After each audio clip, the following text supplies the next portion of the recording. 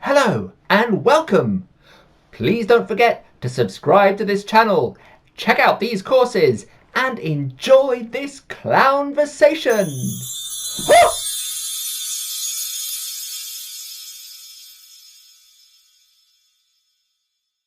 I'm very excited to welcome Mick Barnfather today. Hello, Mick. Hiya. Hi. Good morning, evening, afternoon, rather. Evening. Sorry. Yes. Dark evenings. Very happy to have you here today with It's me. lovely to be here. So nice. And, we hadn't met before, but being in sort of, having been in the clown world for quite a time, I've heard about you and your name and so many people that have studied with you that, it just seemed crazy that we had never actually talked or come into contact. So I'm very, very happy and grateful that you're here today. Thank you. Yeah, lovely to meet you, Barnaby. So, Mick, the question I nearly always start with, it seems like kind of a predictable question, but, it seems like a good place to start. And the question I usually start with is to sort of take us back, really, to the genesis, if Long you like. Not the biblical Genesis, but the genesis of your interest and involvement in clown, because I think it's always different, and it's always interesting to know, how did you get into this world? What was your route in? Well, I sometimes people say, how long have you been interested in clown? I almost feel like all my life, in a way, because I was always a bit of a daft kid, and I used to just love mucking about, and I think that's really very much a sort of a start, if you like. But I came quite late, in a way. I sort of did a lot of sort of fooling around in my younger years.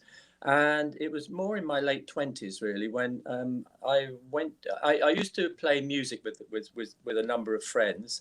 We used to quite often just go to the park and just strum around a bit and sort of improvise, and then decided that we were great and go and book a slot in a folk club, where we used to kind of do some really stupid songs and stuff. And sometimes we did really, really well, and other times we flopped so badly.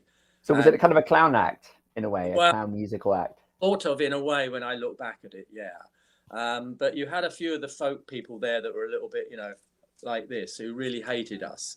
They absolutely hated us, because we were just kind of nutters that would just bowl in, and either under or just be completely awful. But anyway, my mother lived in Paris. I went to Paris. Oh, nice. It was the sort of era of Dave Bowie doing mime and all this sort of stuff. Right. And I remember seeing someone in the street doing mime with a massive great crowd around them, doing all the classic illusions.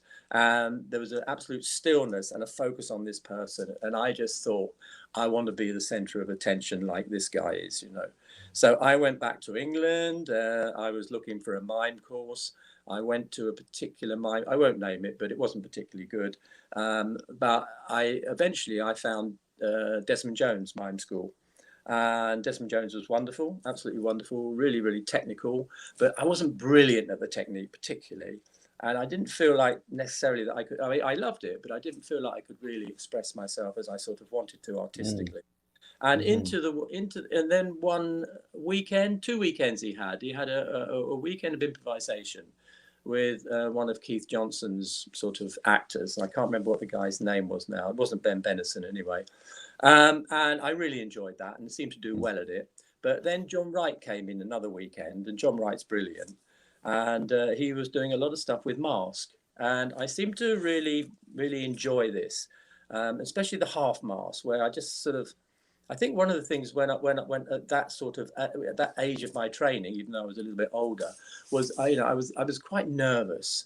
And quite often when I was up in front of people, I noticed that I could feel I had little twitches going on in my face, which made me more aware of myself being up on stage, because I thought people would see it, Yeah. Then when I put a mask on, I still had all the twitches going on, but I knew no one could see them. And for some reason, just sort of stuff started coming out, and people started really, really laughing and enjoying what I was doing. And whilst doing that, someone, because we could invite our friends into a last showing, someone who was a friend of someone in the workshop there ran a kids company and asked me if I would join the company. because of what I'd done, you know. So yeah, so that's when I started performing, and that was my sort of first paid gigs. And then I met then someone. I did a workshop. I think he might have come into there as well. A guy called John Lee, who actually was clown. And again, I really enjoyed this very much. And this seemed like a direct. It took me in a certain direction, really. And then I worked with someone called Frankie Anderson. I think she's been mentioned before on your because she's wonderful as well. So all these different people gave me a little something. I remember John Lee saying, you know, come on and make friends with your audience. That's clever. And come on with the spirit of, we're going to have some fun together.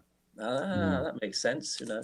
Frankie Anderson, I remember she used to say, come on with a silent, you know, the feeling of wow, audience. I remember all these little things from people. And then by accident, really, I saw a Complicité show, the first ever one.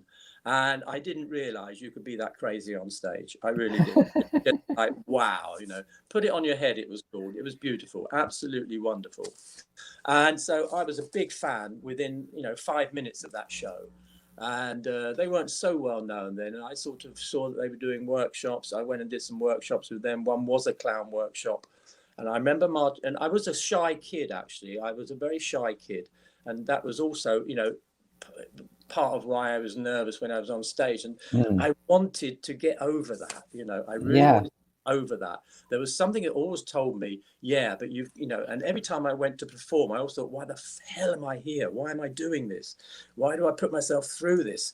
When I used to out the other side, I knew why I'd done it, because suddenly I was just open and having great fun and everything. Whereas, you know, it was one of the reasons, actually, I wanted to perform. I needed to put myself forwards, you know. Yeah. Anyway, I did this workshop with Complicité, Marcello Marni and Simon McBurney and Joss Holborn. And I remember Marcello saying to me, you stop the laugh. You make us laugh, but you stop the laugh. And I knew exactly what he was saying, because that was the thing at school. People laughed at you and you try and deflect the laugh. And I knew what he was saying. So all these things really helped me, you know. So what were you doing? Do you remember what you would, sorry to interrupt, but I just want to pick you up on that. Do you remember what it was that you were doing that was stopping the laugh? Not exactly what I was doing. It was when people started to laugh, I just clammed up. I sort of clammed up and thought, I don't want you laughing at me. Crazy to be on a comedy workshop, but that's what was going on, you know. Yeah. And that sort of was a real help as well. And then you know, God knows how, but I did a couple of workshops with them. I found myself working with them because I did well, and that was a big calling card. But it was a calling card before I'd really done any training. So then I decided I need to go and do the same training as them. So I went to Paris to work with Philipe Gaulier. Flopped like a good one for most of the subjects, but flew like an eagle during the kind of mask work we did and the clown work we did. In fact, what was lovely, and I remember Philippe saying this, you know, workshops and rehearsals are for you know, for really breaking the boundaries, you know, going for it. And that was something that seemed to happen to me in the clown work with him. That I sort of started opening up areas of myself that I didn't even, you know, I didn't know I could be quite as ridiculous myself, actually. And then after, so those were my main sort of, you know, that was my journey, if you like. And so, you know, working with Philippe was wonderful for me, really wonderful. So you kind of, in a way, caught up with some of the other people you're working with in terms of the training side of things and the technique. Yeah. And then I'm wondering, when did you start? Technique, to be honest with you. Okay, explain why. Do you know, I mean, I remember last week when Andrea De Castro said that clowning is not technique. I have to say I agree with her 100%. The only technique for me in clown is you have to be in relationship with the audience. That is difficult for people, you know, that you play in relationship to the audience. That is because most people don't want to see the audience looking at them. They kind of, you know, they want to look above the audience. They want to look on the ground. And that is the most difficult thing with clowning is you know, you are playing directly in relationship to the audience. I say to, I say in my workshops, I'm not looking for any characters here. You can leave your characters at the doorway. What tends to happen, as soon as anyone starts to act character in a clown workshop, is because they're hiding. Right. For me, they are hiding something, or because they feel more comfortable, i.e., hiding something. So, for me, it's not really about character. If once you kind of know what is funny about you, then of course you can take it in any direction you want. But for me, pure clown is not about character, and it's not about technique. I actually don't like this word clowning, and I tell you why. I don't know. When you say clowning, what do you think? I'm just asked you. I'm going to question you now. That's a good question. What do you mean when you say clowning? Yeah, I think it. When I think of that word, I think of what you were saying earlier about the spirit or the state in which you come onto the stage, of the state of being in connection with the audience. Yeah. Coming on to have fun, coming on with a sense of wow, all those kinds of things. I would just say is clowning. Oh, right. Okay. I suppose maybe I think of clowning, the word clowning, a little bit as a verb that describes as action rather than a state. So that's why I prefer the word clown in a way. And when people say clowning, I just think, what exactly are you talking about here? Because I feel a lot of people are clowning without actually knowing who their clown is. Yeah. And that becomes mechanical. It's an action. I don't like that. Let's learn this, let's learn the trip, let's learn this, let's learn that. And they put all that together, but are they actually funny themselves? And I think it's really important that you know what is funny about you.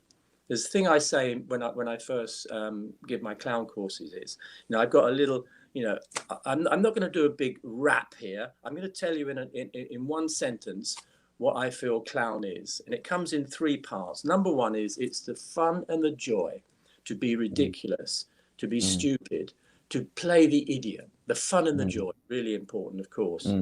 Now, the next thing is, this is the difficult bit, and to make it accessible to your friends, i.e. the audience. That is a difficult thing. That is where the technique of being in relationship to your friends.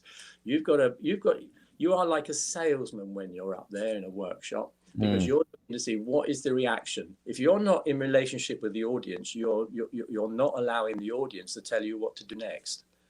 Yeah. It's the audience that tell you what to do next. If they don't laugh or smile, you're playing the flop. If they laugh, I do it again. I'm going to do this again. I will do this again. Maybe not now, but I will do it later. And if it's an action that was kind of a failure in itself, and it makes them laugh, and you do it again, is that not the flop? That's. I mean, you can plan flops into your clown pieces where it seems like nothing. There's 2 flops, isn't there? There's a really bad flop where you are bad, basically, because you've lost your optimism. So no one laughs. Oh, you go like this. Or there's the flop where no one laughs. You keep your optimism. We are also optimistic, but we see you're in the shit, and we know you will do something wonderful in a good sense of timing. Yeah. And that is the optimistic flop. That is the clown flop. But there's the shitty flop where you're completely gone. You are gone. I mean, there's a nice, I don't know if it's mine or if it comes from somewhere else, but the analogy of clown comes out before an audience and does something. It's really bad. No one laughs. So the clown is a little surprised. Oh, very strange. Must be a very provincial audience. Not my fault. Of course not. Must be a very provincial audience. No problem. No problem. Always no problem. Optimistic. Yeah. I'll do it again. I'll do it again. They must have just missed my genius. Does it again. No one laughs. No problem. Never a problem. No problem. Obviously a little more provincial than I thought. They haven't seen this sort of genius before. So they do it a 3rd time. A couple of people in the audience do laugh because they can't believe that this idiot is standing there, and they've read all the thoughts of the clown. They can't believe the idiot is standing there and still doing this, like a comedian that tells a bad joke and then starts to explain it. So so the clown, at last, have a few people that have understood my genius, but not everyone. I will do it again. After about the 7th time, everyone is pissing themselves laughing. But that is planned, you know, that is planned. You've got to be clever. You've got to be clever to be able to do that. And you have to have real spirit and optimism. I know some people that can do that, you know. Other people find their way in a very, very different way. It reminds me of Holly, when Holly said in that interview, Holly Stoppett, she said, you know, about doing something 53 times or something, and that's why she got her name, Holly Stoppett, because people she was very charming. Yeah, I like Holly. I think she was a student with me. I hope I wasn't one of the ones that put her off that style. I have no idea, but she was she's very nice. Well, that makes me think of a different. When we talk about repetition, that's for me is very much all about clown show. You know, I often say one with a clown show, one idea is almost too many, because it is that simple. And repetition with a good sense of timing is beautiful. You've got to believe you are that stupid that you would repeat something so stupid, and it can't just be repeat mechanical. It has to be with a really good sense of timing, and also or repetition with a variation on a theme. Same thing, but there's a little variation and a little variation. And so it grows and so it grows and so it grows. And you kind of think, my God, this can't go any further, surely. I mean, this is so ridiculous. It can't go any further. And yet it does. And you think, oh my God, it can't go any further. Oh my God, no, it's still playing with this. And then at some point, you know, it seems to be finished. Half an hour later, the bloody thing starts up again, you know. Oh no, I can't believe it. It's beautiful. Beautiful, because they never forget, and it's that simple. Yeah, that's simple. There's so many questions I have coming off of that, but do you want to come back to? I think you were in the middle of a list, and I kind of distracted you because you said the fun and joy of being ridiculous was one thing. Yes, making it accessible to your friends, which, by the way, I love that idea of calling the audience your friends. Yeah, I think that goes with the John Lee thing, that you've got to make friends with your audience, because if you don't get a laugh in the first couple of minutes, 5 minutes. It's difficult. So in that time, you've got to kind of make friends with your audience. I mean, some of the great comedians, they're already friends with their audience because they've seen them so many times and they love them and they come back. They haven't got to do very much. You don't have to do very much with your friends to make them laugh. Yeah. Because they know you, but with an audience, a cold audience, you need to make friends with them. And what your friends laugh at you so much easier. Yes, and the final thing was, I mean, that is in a nutshell what it is, but I also encourage my students to be ridiculous. As I've just said, the joy and the fun to be ridiculous. I encourage my students to be stupid, to have that fun, to be really, really stupid. But with that comes a government health warning. And that is, don't be any more stupid than you already are, because nature has made you stupid enough already. Meaning we have to believe it's coming from you and not something you force.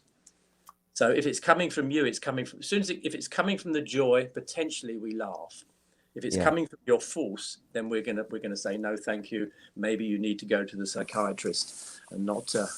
Because there's a lot of people stupid, and it comes from very much from their force, you know. Yeah, and there's that really subtle kind of borderline, isn't there, where clowning can start to seem like just craziness, like somebody is just crazy when they lose. That connection. Absolutely. As soon as it's false, I mean, it jars you. Yeah. It jars you. And when there's pleasure and fun, you know, it becomes accessible, and everything's there. Timing, you're in connection with yourself. Everything's there. The timing, everything is happening. It's beautiful. It's outrageous and it's subtle, and you don't feel, my God, I'm going to get hurt here. So this is really, really fascinating, and I want to come back to something that you said about needing to know what's funny about you. And it reminds me of something that my teacher Sue Morrison used to always say, which was I think she'd heard this from the Colombione clowns, who are Italian, you know, famous Italian clowns. I've seen them actually time ago. They're amazing. That you can do actions and you can do that. You could learn exactly the same sequence of actions that one of them does and get the timing exactly right, and it could totally not be funny to the audience. And the reason is because you don't know who you are when you're doing those actions. It's not coming from you. I mean, there's, you know, you can learn a whole routine, but if you're not funny, then it's just going to be a mechanical thing altogether, in my view. So it really is, before you start learning all that stuff, learn about who you are as a comedian, learn about who you are as a clown. And then, in fact, you create your own routines.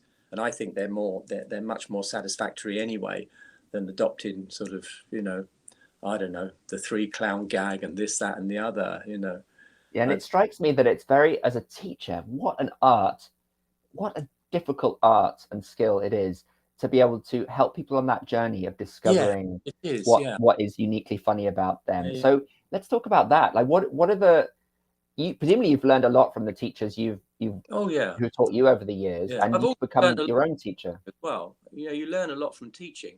I think especially when you first start teaching, stuff comes out of your mouth and you think, oh gosh, I didn't know that.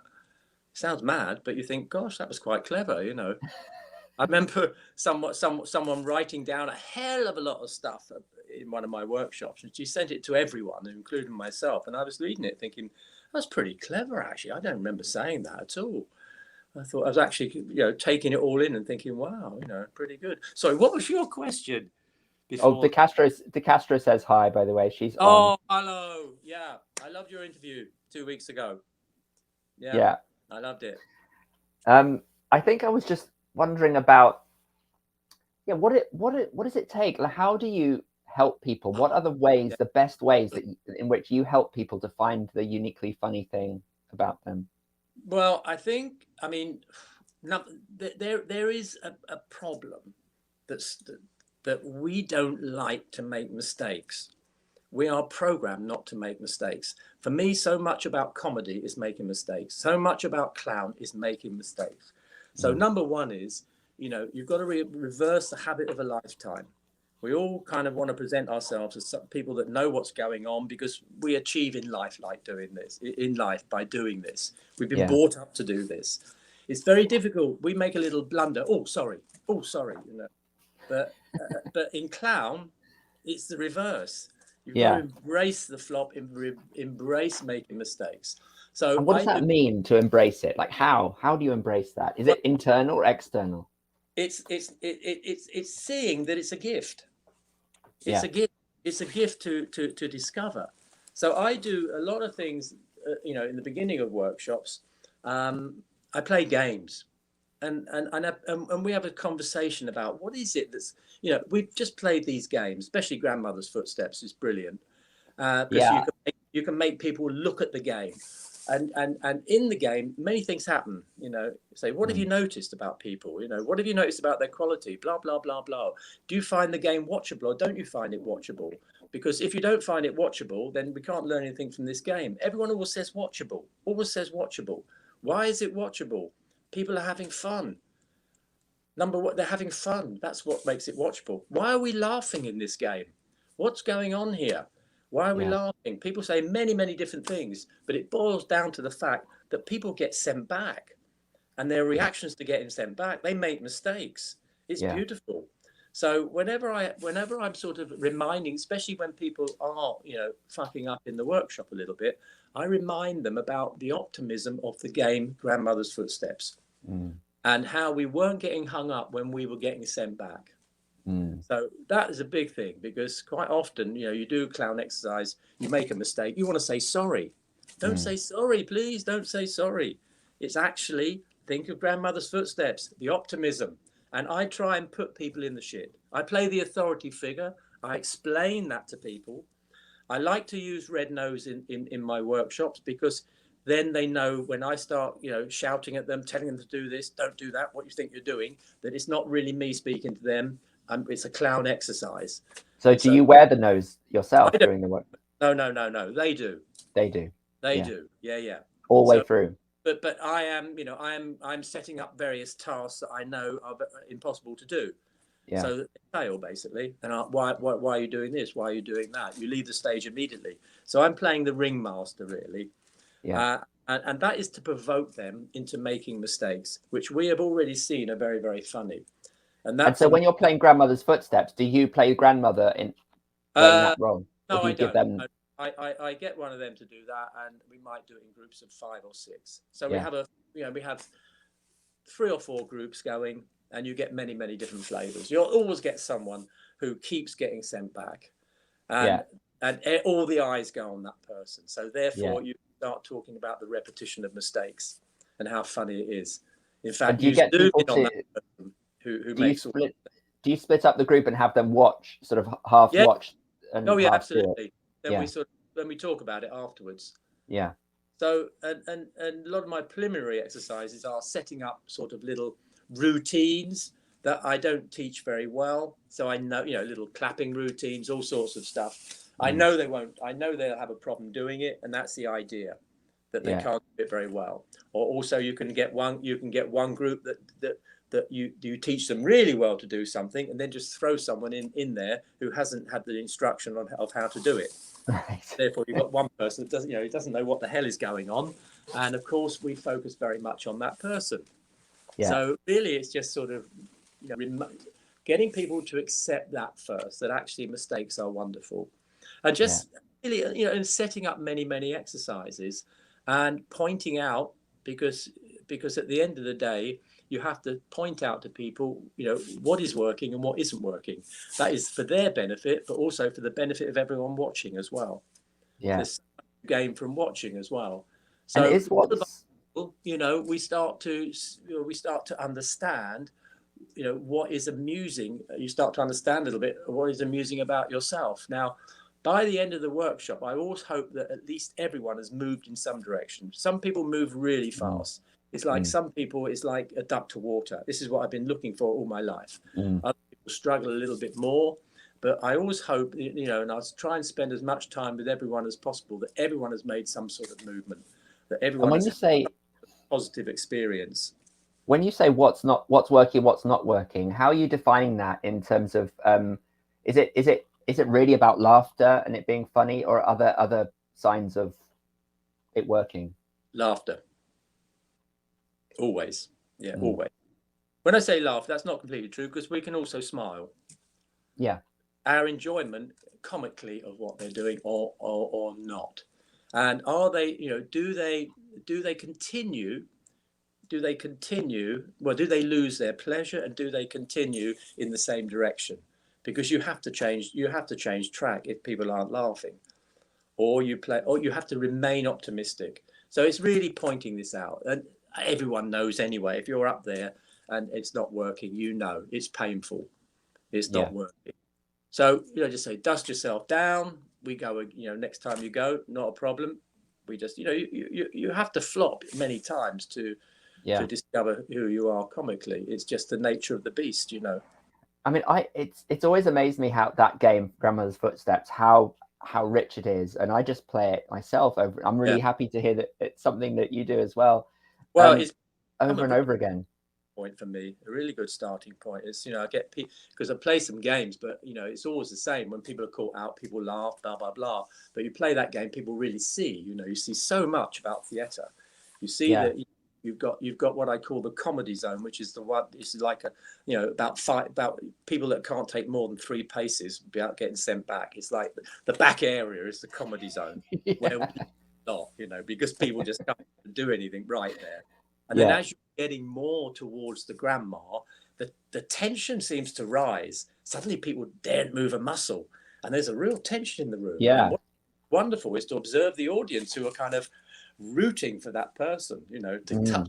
And sometimes, they touch, and there's a huge, great cheer goes up. Now, this is really getting, this is really wonderful communication between the players and the audience. How stupid! It's only a stupid game. How ridiculous! Yeah, and it's like beautiful. It's this beautiful thing when the person who's been going really slowly and hasn't been sent back at all for the whole game and is about to reach grandma, and then one of the people who's been tripping over and being sent back all the time suddenly leaps through and at the last minute and gets to grandma, and everyone goes, a real twist in the tail. And it's a beautiful, like these stories, I find these narratives, it's a great devising process almost. You start to see these little clown stories emerging. It's wonderful, really. It's a beautiful game, as are all games, I think. Children's games, not adult games, but children's games. Games. And children are wonderful too. You want to learn about clown? Look at children. Oh my God, I mean, I always say that when my kids were about 7 and 4, 8 and 5, this sort of age, it really was the golden age of clowning in my house. Absolutely. I learned so much from watching them. There's my little 7-year-old that knows that he knows more than the 4-year-old. So he can tell the 4-year-old, various things. You do this in this game and I'll do this and blah, blah, blah. And this is how you do it. And the 4-year-old is kind of accepting it all, And of course, when you look and you see the 7-year-old doesn't really know what he's talking about, and the whole thing that goes on between the two of them, absolutely magic, And you learn so much about the innocence, naivety, the subtleness, the joy. They play with such joy, the imagination. Oh, and the emotion, the accessibility of the emotion, how they pick up on suggestion and run with it. Beautiful. Sometimes and I hear something from a kid, or I just turn around, there's kids doing something, or the other day I had one run past me playing a fireman, it's just absolutely wonderful. Such commitment. Oh God, to the game. Yeah. And you just, you think, gosh, clown, every time. I can remember, what was this thing one? Oh God, I can't exactly remember. It was on YouTube once. I think this kid did something. Little baby turned around and he knocked his dinner off the table, and then he turned around and turned back again. And he went.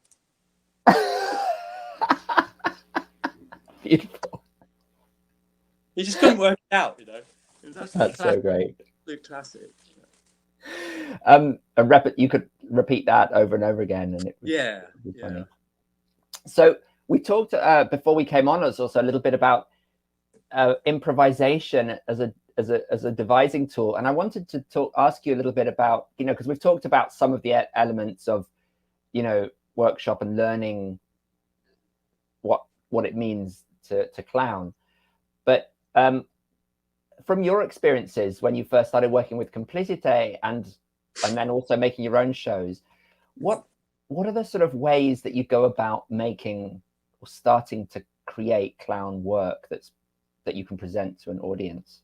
I think I always maybe I'm wrong, but I always feel that with clowns that they are wonderful devisers. I mean, they're wonderful improvisers. Yeah, they can improvise easily. You give them just a silly idea, and poof, you get 2 or 3 people that have a really ridiculous imagination, and they just come up with so much stuff. The thing of the director is, it's like a real ping pong. You've got to kind of get all this stuff down, but also you've got to throw in some other stuff, and it give you ideas as well. And then you throw in something that gives you ideas as well. And obviously, it's a whole combination of ideas, propositions, and improvisation, and then taking that, shaping it, and developing it. And that's really, and that sounds easy. That's not easy at all. Sometimes you have hours and hours and hours where just nothing is happening at all. But when and one of the most difficult things we were saying, is especially as the memory goes as you get older, as we were talking about, is just remembering, especially if you've got really fast improvisers, what the hell they've done, because quite often they can't remember what they've done.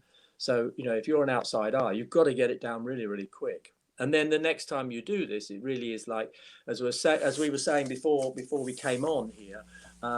It's very easy to remember the high points that really, really make you laugh, but it's very, very difficult sometimes to remember all the little links that got you there.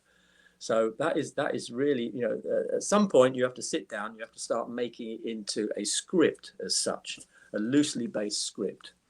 Now, do you generally work with text in your work, or is it more physical, or both? No, it's both.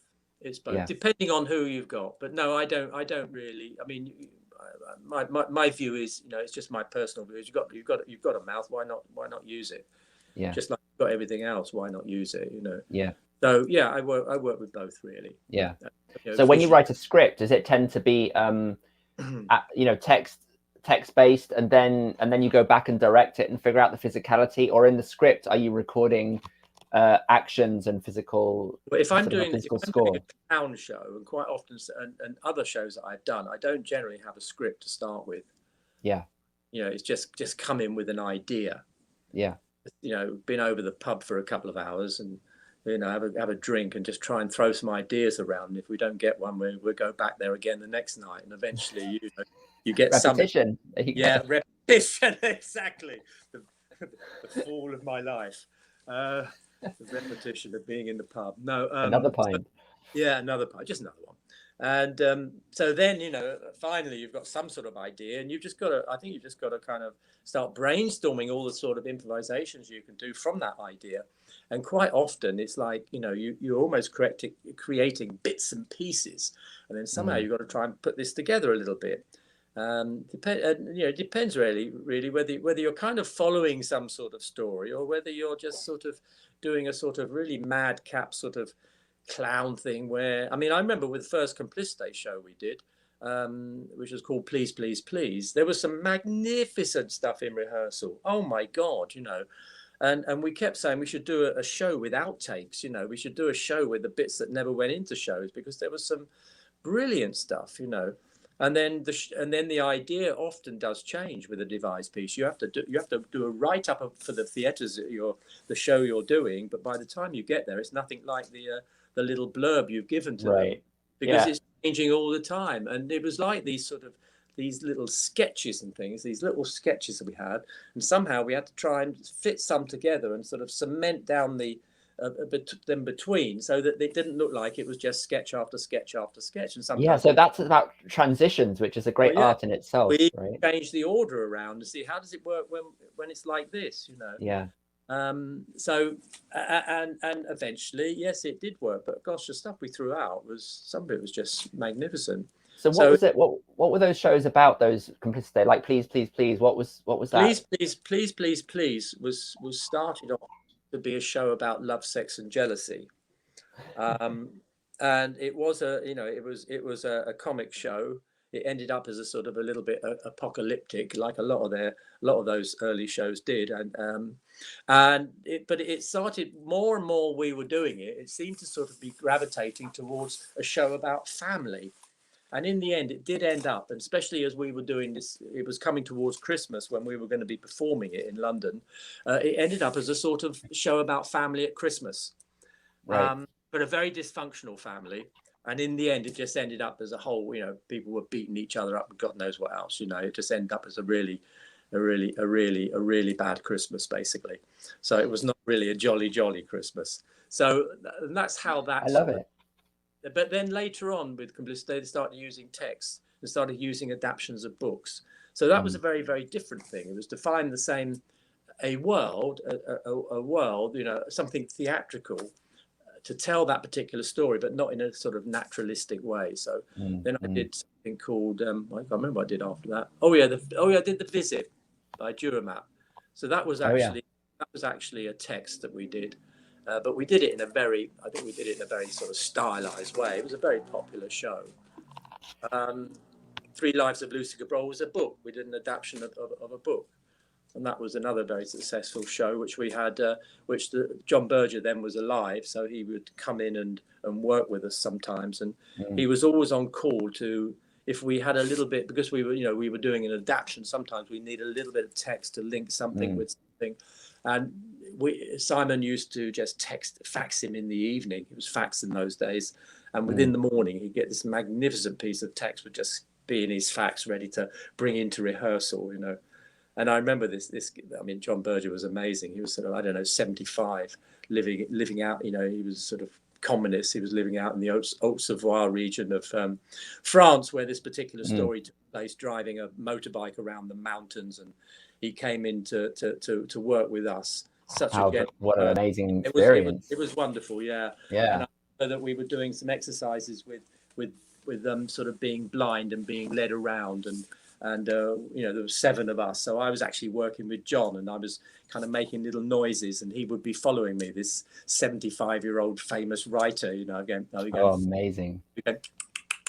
He would take a few steps towards me, and it was very beautiful. And I remember that very first meeting, as he went out of I don't know if this is interesting to anyone or not, but it was it is. very, very well. We'll just carry on. But at least beautiful to what he said. He said, when I write, I hear the voices of my characters, and they write for me. And the voices of my characters are saying to the voices of your characters, bravo, bravo, bravo. And with that, he kind of welled up a little bit and he left the room. It was very theatrical. But that was sort of the first time he came into rehearsal, you know. And then he came to a lot of our shows, and yeah, he became a real Wow, sort of. I didn't know about that. Link. Yeah. He's amazing. I love John Burge's work. Yeah, Very he's cool. wonderful. If anyone's not read any of his stuff, it's really worth reading. And The 3 Lives of Lucy Cabral is a lovely, lovely story, based on fact. Believe it or not, it's when you read it, you can't believe it is based on fact, but it is, and it's in a book called Pig Earth, and it's a lovely, lovely book to look at. I just want to kind of check back in with people who are watching, and there's still people there. So if you're there and you have a question, still people there. For Mick, there's plenty of people there. I'd love you to jump in with questions and join in if you have any. Run out of questions. I haven't actually. I've got tons of. I've got a million questions, and I can just keep going all night. But it's always fun when people throw in questions. Have you got anyone I know? Well, you might know. Do you know Joey? Joanna Robinson? Oh, yes, I do. Yes, of course. Yeah. I do indeed. Deborah, who's one of my #1 fans in my group. You might not know her. Not sure. I'm not sure. I've known. The trouble is, I know most people by first name. And so, you say Janice, it could be anyone, or Deborah, it could be anyone. So I'd say, yes, I know them, but it's most probably not the same one. Anyway, let's carry on. Lee's on. Hi, Lee. Good to see you. He's Hello, one Lee. of my old students from Edge Hill. While we have this little pause, am I allowed to do a little plug? Yeah, of course. No, I was going to ask you to do that. Yeah, that'd be yeah. So if anyone is interested, I'm doing a one-day workshop at a place called the Comedy School in Camden. If you look up Comedy School in Camden, it's on a Sunday. I think it's December the 12th. We normally only do one at this time of year, but that sold out really quick. So I'm presuming this one will also do quite well. I think people after the pandemic are really desperate to kind of do stuff. So if you are interested, worth signing up soonish. Comedy School Camden. And I'm also doing a 5-day workshop, clown workshop over 2 weekends, a Saturday and Sunday, followed by a Friday, Saturday and Sunday. And that's the 8th and 9th of January and whatever the following Friday, Saturday, Sunday is in the new year. And you'll see that on my website, mickbarnfather.com. I'm going to post, I've just posted the link. Oh, lovely. Thank you. To the Comedy School in Camden. And I'll post a link to your website as well. Oh, that's great. On the chat. So if anybody's interested in those, I'm sure they'll be amazing. I wish I was around in that part of the world to take that. Sounds great. So yeah, questions. If anybody has questions, do just. Oh, Marianne says, "How do you play Grandmother's Footsteps?" Well, if you're American, you might know the game as Red Light, Green Light, or Who's Afraid of the Wolf. If that doesn't ring a bell, then basically it's a group of people who stand at the end of the room, and there is one person at the other end of the room, and the objective for the people, the most of the people at one end of the room, is to touch that person on the back, who has their back to the group every so often, and every so often they will turn around. If they see you moving when they turn around, you have to go back from where you came from.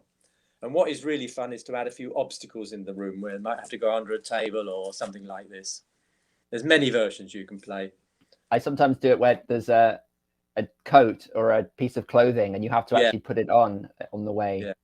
Yeah. I do one where you have to take off an item of clothing and put it on. Yeah. Sitting down on a chair is a good one. And they have to have an item of clothing on before they actually touch the group. Item of clothing. It just leads to all kinds of fun. If like 2 or 3 people are trying to put on the same piece of clothing at the same time, it can be great. Or sometimes there's no clothing around the person anywhere. It's sort of right over the other side of the room. So before they touch the turner, they've got to go and find that as well. Something I teach, I'm sure that you do the same in that game, is to because you get into problems, right? And people want to get out of the problems too quickly. Yeah. And it's to slow down and just to like extend and explore the problem because Yeah, that's the juice, you know. exactly. No, so many people, again, it's that whole, reversing the habit of a lifetime. Yeah. I would say, problems are an absolute gift, and you've got to, stay in the problem. So many people want to, resolve the problem too quickly. Sometimes you see a little problem occur, someone has a little problem, you can hear the ha ha ha ha ha ha, and the person solves it, boom, it stops. Yeah. And again, you've got to point this out. Stay in the problem. Why do you solve your problem so quickly? Yeah. Problems are a gift. I just want to shift gears slightly, Mick, because we don't have that much more time. But I really want to talk about the role of your clown teaching at the National Centre for Circus Arts. Yeah, sure. And because I'm really interested in the relationship between clowning and circus, and what it is that you bring to those students, and how you see that as because a lot of them are actually acrobats or aerialists or other things, right? Yeah. So what is it that is really important about the clown training you give them for their training as circus artists? The clown that I do at the circus school, I do clown. I used to do a lot of other stuff as well. I've kind of pulled back a little bit, but I did used to teach pretty much the whole year.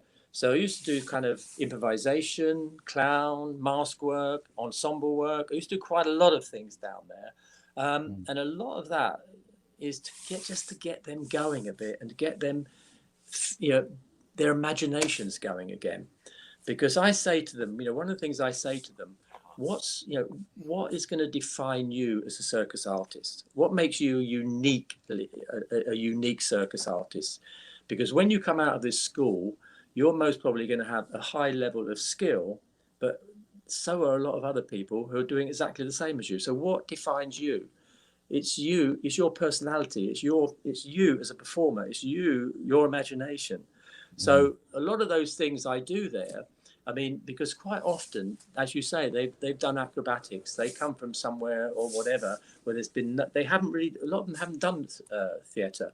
They don't consider theatre as important. You have to convince them why it is so important with some of them. Yeah. So you're all saying, what is unique? What makes you so unique? Who wants to employ you? Yeah. If you're just doing what everyone else does. So I try and enthuse them with the thing of making their pieces more theatrical. Now, whether that's about comedy, whether that's about tragedy, whether that's about whatever it is, that doesn't really bother me. But it's really about them using that stuff, hopefully, in their pieces. Now, when they start doing their sort of solos, sometimes some of them will embrace it, some of them won't embrace it. Some of them want to sort of stick with look at that trick I just did. And they don't want to fail, do they? No, and some people want to know, how do I incorporate that? And I feel that really you have to look at everything you do and think, why do I do that? If I'm doing it theatrically, why am I doing it? What is my saying when I do it? And quite often they come to me, they want me to come in for a couple of hours when they're doing their solo pieces. They've already worked out the great routine, but they say, oh, my idea is this. So it's then like, maybe you should have started a bit more with your idea possibly, and then started fitting your routine into that, rather than creating a routine and then trying to fit your story into that. But anyway, I work with whichever way it is, but I try always to look at, when you are doing a backflip, when you are doing this, what is the motivation? What is the story? Maybe it's an expression of joy that I do 5 backflips, rather than just the mechanics of just doing it. So really, I mean, down there, I'm sort of part of the theatre training. Got it. Obviously, obviously, clown and circus are very much akin. But I like to think that the clown. I'm not really teaching circus clown as traditional circus clown. Yeah, no, of course. It's talking about what we call contemporary clown, really. Yeah. I feel. Yeah, but it always seems odd to me that clowning isn't actually a part of circus training in a lot of circus schools. Yeah, I don't know so much about other circus schools. But I mean, I guess sometimes it depends on who's available as a teacher, I guess. I don't really know. But yeah, I mean, they've always done it down there. And I've been there for a number of years now. I've been there 15, 20 years or something, teaching down there. And as I say, I used to do a much longer stretch. But yeah, I mean, it's quite, you know, it's quite, you have to work quite hard there to kind of not enthuse them, but you know, there's a lot of inhibition because a lot of them haven't performed. Yeah. I feel that, you know, if you're not careful, they hide behind their skills. That's what I feel. Yeah, So and there's a lot of brilliant virtuosic skills, right? And like it's like these dancers we were talking about earlier, these incredible young people who just dance phenomenally well. But it doesn't mean that they have this quality that we were talking about earlier of absolutely of the audience, of connection with the audience, of the audience being their friends. I think skills are wonderful. I do think, you know, being that, and I admire the dedication of people that get really, really skillful. But skill without any personality or performance, I just find it really, really dead. Yeah. I find it so dead. And just when you start to see someone that, you know, has a personality and they can perform, and they, you know, and you see their humanity and their generosity, then it reaches you. And then you know, obviously you admire the skill as well. I think you've just got to be, if you're just going to rely totally on skill, you've got to be incredibly good. Right. You've got to go, you know, 20 chainsaws and 5 tables, you know, and then I'll go, wow, bloody hell, you know, bloody hell. Regardless of, yeah, you know, but and magicians, you do. I mean, but it's lovely when you see someone that actually presents that stuff well. You like them, you know, they're funny, they're amusing, they got humanity about them. It's just a different ball game. And I think this is true for actors as well to some extent. I mean, I worked with an actor recently in a workshop who said that when he started doing clown training, he started getting way more parts in auditions. I think clown is brilliant for actors. I really do, because, you know, because of the nakedness that you know, metaphorically speaking, that you have to have when you're in a clown workshop, the relationship with the audience, you know, every little thing you do is for the audience. It's the same with acting, but yeah, we're not actually observing the audience. We're playing as if the audience isn't there. But just that connection should still be there, in my view, that you know that when you do a gesture, the audience pick it up. You know that when you do a big emotion, that it's reaching the audience, that the audience are living with that as well, and just the imagination as well, you know. And I think it's wonderful. I mean, sometimes you can really tell that an actor is most probably a really wonderful clown. You can just tell, you know. There's something. It's just wonderful, you know. Clown is just the absurdity, and the beauty and the simplicity of it too. So simple. And I sometimes think of certain actors, quite famous actors, who always seem to be sort of slightly clowning within their characters. You know, with whatever character they're playing, there's always that little bit of themselves. Yeah. And I don't know if it's really the actor themselves or sort of a persona that they have, but you can sort of see them having fun within that character. Bill Murray is someone I think's like that. Oh, yeah. He's really wonderful, you know. Robin Williams, you know, wow, he was a brilliant actor, but what a comedian. Yeah. What a comedian. My God, what a tragedy. Yeah, what a tragedy. I mean, in that film Vietnam, gosh, that was wonderful, wasn't it? When he played the DJ. Oh, incredible. Yeah. Yeah. Yeah. So I imagine that you work with actors quite a bit. Yeah, I do. Yeah. Well, I mean, yes, I do. Yeah. I get quite a number come into my workshops. That's why, and they're always in and out doing auditions. They all seem to be missing one day or another. Yeah. But yes, it must be very nice for you, because I think we talked about this earlier, that you haven't done very much. You know, you haven't gone down this online teaching route, so it must be really nice for you to be able to get back in the classroom with people. Yeah. It's not that, you know, it's not that I think, oh, that's a load of rubbish with the online thing. It's just I didn't feel capable of doing it. Yeah. I found it very strange in a way, but as an idea, maybe I should have got over the idea of sitting in my room, kind of doing a workshop to people in their room. But I you know, listening to some of your you know, clown discussions, it seemed like people seemed to find it very, very beneficial. I believe you did as well. But no, it's just, I don't know. I didn't embrace it at all. Maybe I should have done. But I'm just so delighted to be in a room with people now. It's wonderful. Yeah, it's great. Yeah. It's like sort of being home again. It really is. been so long. It's like being home. It's just lovely to sort of be with young people who have a dream, who are enthusiastic, who are attentive, who are trying.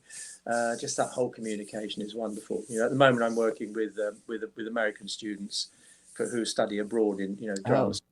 Yeah, in a couple of places, which is lovely. And I've been working in the British American Drama Academy and Florida State University study, London program. Is there a difference between the way students, American students, are in clown versus British, or any other kind of? Do you notice cultural differences? I don't actually do clown. I do physical theatre with these groups actually. Right. I don't actually do clown. I do a number of things.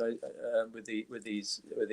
I do stuff with Lecoq's 7 Levels of Tension. I do stuff with the Chairs play. I do stuff with ensemble. I do some divine. I do a lot of other stuff, but I think all my teaching is a little bit sort of the undercurrent of clown is always there. I can't help it, because it's just something that I like very much, and it's part of my spirit really. So in all my teaching, it's sort of, the undercurrents are there. But I have done clown workshops in America, in New York. I did a few there. I found the students great, I find it very, very good. I mean, you can generalize. Americans are this, at clown. You can say English are this at clown, Germans are this at clown, and all the rest of it.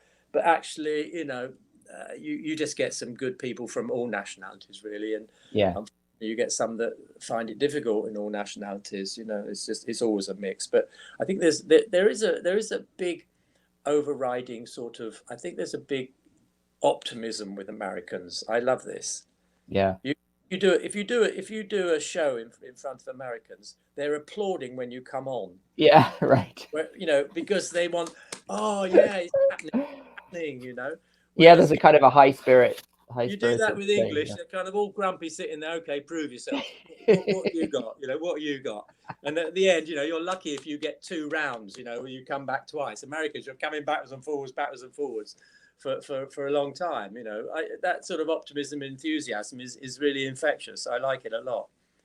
They're very buzzy. You always know when our students are in a theatre, because they're at the end they're standing up applauding. And all the English are going, looking around. What the fuck are they just standing up for? That's really funny. Yeah. Do you have intentions to get back to making work? Again in the near future, making like directing or? I never say never. I mean, I stopped acting, performing, more of a comedian than anything, sort of years and years ago. I guess 15 years ago, because of severe back problems, chronic back problems. I do sometimes have an inkling. And I sometimes have an inkling maybe to direct again, maybe.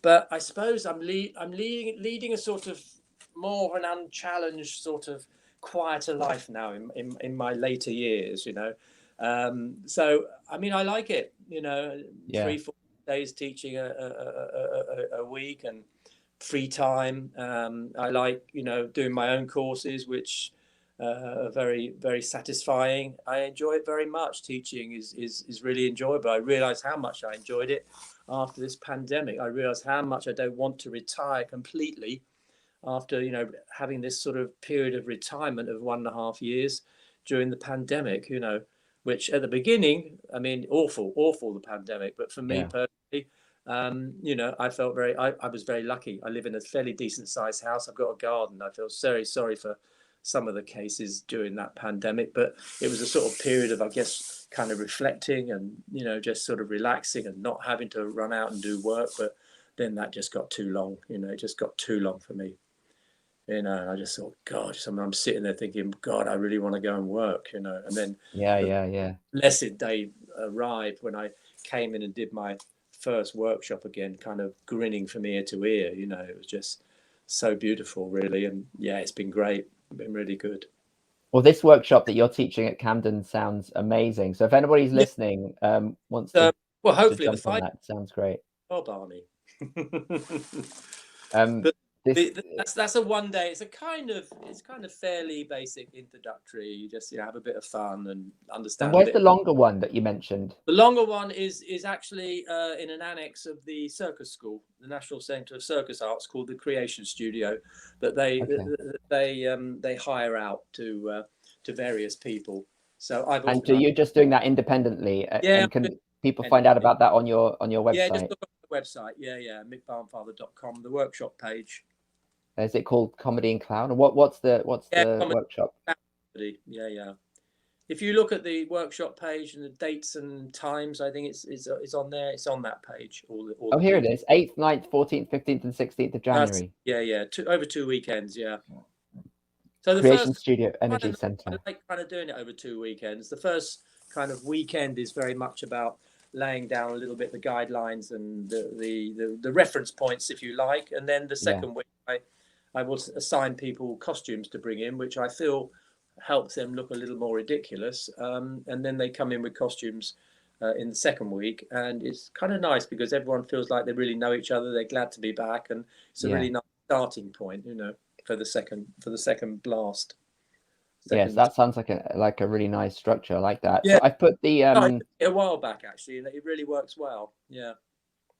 I've put the link to that in the comments as well, to your website, so people can sign up there. Yeah, thank you. So, well, we've been talking for an hour and it's just flown by, as always happens. I hope that you will come back for another one of these at some point in the future. Yeah. Nick, I'm hoping to circle back round. Yeah, sure. See, catch up with what people have been doing for the last few weeks. Yeah, it would be so interesting to see, 6 months or a year later, like how things have moved on and what's changed, and also to bring people together. So, like, to look at little groups of people that I've talked to in 2s and 3s and create a topic. And what are you up to, Barney? I am I'm trying to build this online business, really, and what I'm really interested in is also helping clowns, both teachers and performers, to make a living doing it, to actually kind of providing career support and coaching around how can you do this work and make it commercially viable? How can you make a decent living and not just have it as a hobby? Sure. So I'm interested in that, and helping people do that. Yeah, great. Well, I think these clown conversations you have are great. I've seen a few of them. I've really enjoyed them very much. Yeah. And what's interesting is, there are some things you say, oh yeah, I really agree with that. Some things, oh no, I don't go with that. No. And it's a little bit. It always feels to me a little bit like I wouldn't say a religion, but let's say religion, because there are so many interpretations of that particular religion. So everyone has got their own viewpoint. Everyone has got their own viewpoint. But clown is what it is. At its essence, it's what it is. And I guess, at the end of the day, you do what you like with it. It's playful, healthy. It's healthy. It's playful. I love that. It's a healthy thing to do because it stimulates your playfulness. Yeah. And we don't play enough. Yeah. We play too many weird games, and we don't play enough wholesome, fun games, And I think, was it John Cleese? Let me see if I can get this right. I think it was John Cleese said, oh God, I don't know if I can remember it now. It was a wonderful thing he said. It was something about you don't grow old and forget to play. You forget to play and grow old, something like that. Yeah. You forget. That sounds more like, you don't grow old and forget to play. You forget to play and grow old. That's not quite word for word, but it's that sort of sentiment that when you stop playing, you get old, basically. Yeah. Well, if anybody recognizes that quote or can find it online, then do post it underneath. I have it upstairs. That's a nice one. Bit of paper, like I got all these bits of paper that I lose. I don't know why I can't just grow Maybe up. It's if you play, you forget to grow old, and if you grow old, you forget to play, or something like that. It's something like that. No, it's not. It's not if you grow old you forget to play, because a lot of people play when they get old, don't they? It's about, you forget to play, you get old. Basically, that's the nutshell. But I can't remember. It was put very beautifully, of course. Yeah, more beautifully. Wonderful. But I mean that's the whole crux, isn't it? And I feel very fortunate, that I sort of work in clown, because I laugh every day. I laugh every day when I'm working. Work isn't really work. and I get paid for it, you know, but I laugh every day. People make me laugh. I mean, obviously you get the opposite as well, where it's difficult work, because discovering clown is not easy. Discovering clown is not easy at all. And for some people, it's really, really difficult. It's not easy, but you know, we have those moments. Like we used to say this when I was working with Complicité. When we were rehearsing, we're digging for those nuggets of gold. We're digging for those little nuggets. Yeah. You know, when we are also looking for clown, we're just digging for those little nuggets. And when we find one, we find another, and then, you know, we start to we get the ball rolling, and it becomes easier and easier. The more you get up there, the easier it gets. But yeah, that I think that's a good analogy. Digging for the nuggets of gold, really. Not sometimes. Well, let's keep digging. I think that's a wonderful note to keep digging. End on there. Dig, everybody. Thanks for joining us today, and thanks so much for being with us today, Mick. It's been a real pleasure talking to you. Thank you very much. I hope it makes sense to someone. Yeah, I think there was some really great stuff there. I think it'll be a wonderful experience for anybody. So thank you so much, and see you all next week for a slightly different episode where I'm going to talk to some of the group members instead of doing clown celebrities. I'm going to just talk to some people from the group, and we're going to have a chat. And if anyone's still there, thank you for listening. Okay. Of a rambling of an old man. And a slightly less old man. Yeah. Well, okay. Bye, everybody. Yeah. See you, Barney. Thanks a lot. Bye.